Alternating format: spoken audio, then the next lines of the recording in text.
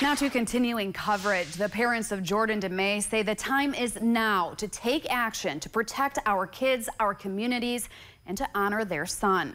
It's been over 2 years since we first learned 17-year-old Marquette teen Jordan DeMay died by suicide after getting caught up in what we now know to be a sextortion scheme. Since, his parents and law enforcement have worked to not just find those responsible for the events of that evening, but to share his story.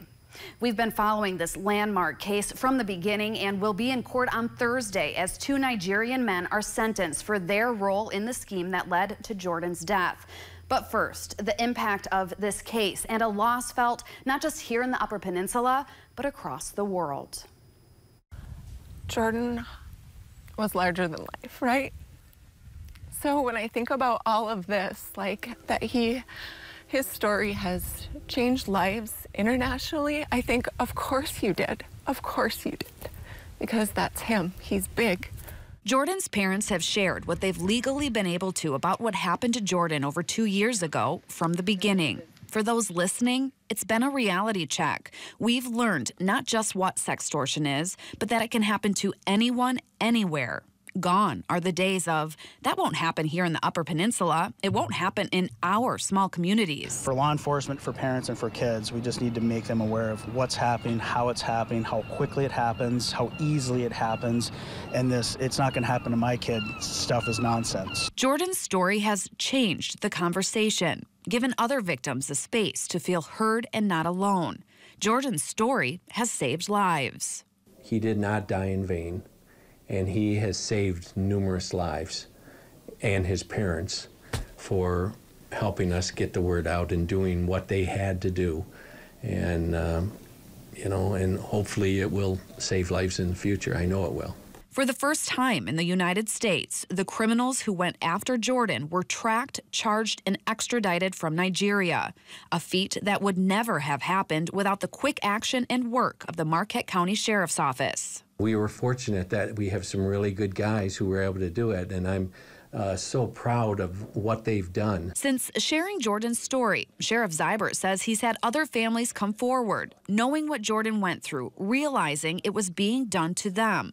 He says this case has created a blueprint for catching these online, often undetectable predators, one they didn't have before.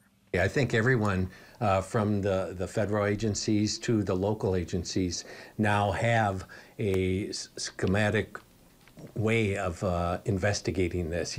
Save that IP address, block them, and follow up with the federal agencies. These scams are fast-moving, ever-changing. They range from sextortion schemes to business and bank scams. The criminals prey on the vulnerable and use social media as a gateway into our homes and our personal lives. This is the real deal. There's real people that came into my home and did this, and there's real people that are being held accountable for this. So it gives it some teeth, and I want people to understand that. John, Jennifer, law enforcement, those in the Department of Justice, they all want people to understand the risk we take every day when we pick up our phones and computers and jump online.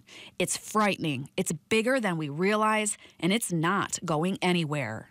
Cell phones are wonderful, but what many parents and young people don't realize is that they're just a call or text away from criminal networks that are operating around the world. And so we have to be careful. People should not assume people are who they present themselves as. Both Samuel and Samson Agoshi will be in Marquette Federal Court on Thursday for sentencing. In April, both men pleaded guilty to 1 count of conspiracy to sexually exploit minors.